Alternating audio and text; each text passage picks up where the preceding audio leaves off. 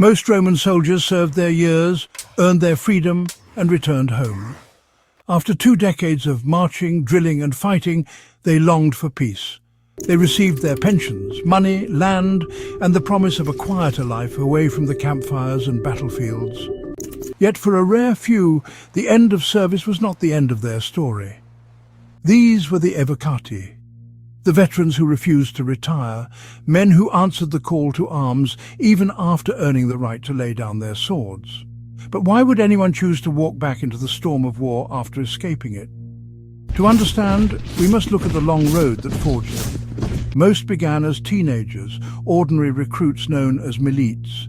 They trained relentlessly, marching for miles under heavy loads, thrusting the gladius until their arms ached, practicing with pila until muscle memory replaced hesitation. Over the years they endured brutal campaigns and punishing discipline. In the late Republic, a soldier might serve 16 years before discharge, though many served longer.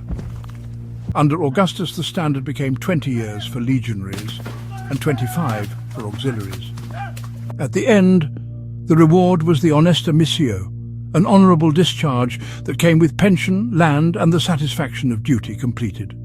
For most, this was the end of hardship, yet for some, it was only the beginning of something even more dangerous. When a general prepared for new campaigns, he sometimes sent out a call to the veterans. The word was evocare, to recall, to summon back. The men who responded became the Evocati. They were not conscripts, nor were they obligated to return. They volunteered, bound by loyalty, pride, or the simple knowledge that they belonged nowhere else but in the legion. To step forward again was to abandon safety, to risk the peace they had already earned, and to face death a second time. What awaited them was no ordinary soldier's life, but a place of privilege and renown. Unlike ordinary legionaries, Evocati were not burdened with the endless chores of military life. They did not dig trenches, haul stones, or spend hours building walls and fortifications. These tasks fell to the raw recruits, while Evocati stood apart, their status commanding respect. They were exempt from the drudgery, their hands kept free for the sword and shield.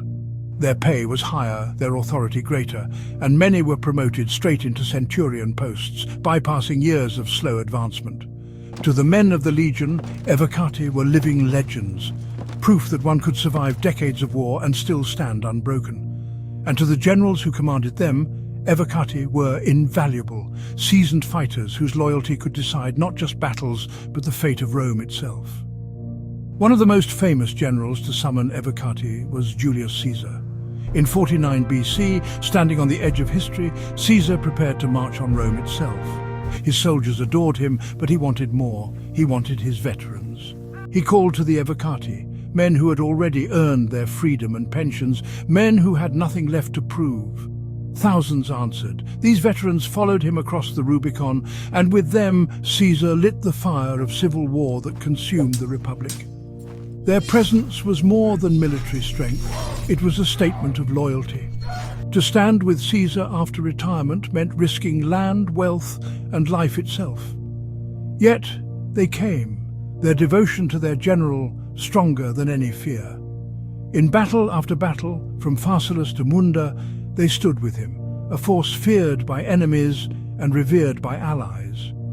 Augustus, the first emperor of Rome, would also call upon Evocati. When campaigns in Germania tested the empire's strength, Evocati stiffened the lines. Tacitus himself records how their presence could shame wavering recruits into courage. In times of political chaos, like the Year of the Four Emperors, Evocati became symbols of legitimacy. Rival claimants courted their loyalty, knowing that the support of seasoned veterans could tip the balance of power. They were not just soldiers, they were political weapons, their loyalty a prize as valuable as victory in battle. But why did they return at all, after already earning peace? The reasons were as varied as the men themselves. For some, it was the bond with their general, a loyalty so fierce it drew them back into war. For others, it was pride. To be an evocatus was to stand above the ordinary soldier, to be chosen, recognized and honored. And for many, It was identity. After decades of marching, fighting, and living in the rhythm of the legion, civilian life felt hollow. The farm, the field, the quiet village, all of it paled beside the roar of the battlefield. To be an evocatus was to be more than a man. It was to be a living symbol of Roman endurance, and with that pride came fear. Fear in the hearts of Rome's enemies. For barbarian tribes in Gaul, Germania, or Britain, the Evocati were the embodiment of terror. These were not untested recruits. They were survivors, men who had already outlived dozens of battles, whose scars told the story of war. Every mark on their armor, every line on their faces was a reminder that they had faced death and lived.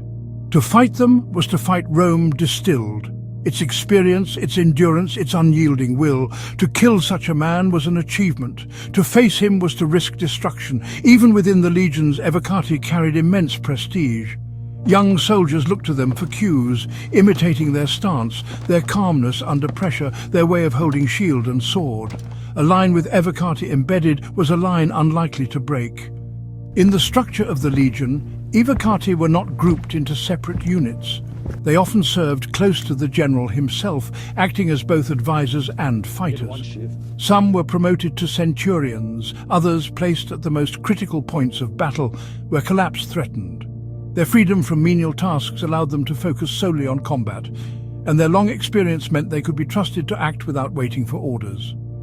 They embodied a rare flexibility in the Roman system, men who had proven themselves so completely that they were trusted with autonomy.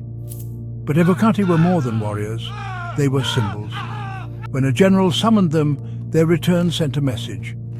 This leader inspired loyalty deeper than obligation. To fight again after discharge was to declare, "This man is worth following." In the late Republic, when legions determined the fate of Rome, Evocati were kingmakers. Their presence with Caesar, Pompey, or Augustus carried weight beyond numbers. They were proof of a commander's charisma, authority, and legitimacy. Under the emperors, the Evocati continued to exist, though as the empire stabilized and professionalized its armies, their role diminished. Veterans were increasingly rewarded with land and pensions to keep them from unrest, and the need to recall them lessened. By the 3rd century, the Evocati faded as a distinct class, yet their memory endured. In inscriptions and records their name remained, a reminder of the men who had given not just their years, but their entire lives to Rome. The legacy of the Evocati is profound. They show us that Rome's strength was not built solely on discipline, tactics, or numbers. It was built on loyalty, pride, and identity so deep that some men could never put aside their armor. These veterans remind us that for a soldier of Rome, peace could feel like exile. The true home of the Evocatus was the battlefield, shoulder to shoulder with his brothers, under the shadow of the eagle standard. They were feared by enemies, revered by comrades, and respected by commanders. They were Rome's living legends, and perhaps in their scars and loyalty, we see the greatest truth of Rome, that the empire was not built by conquest alone, but by men who could never stop being Roman soldiers.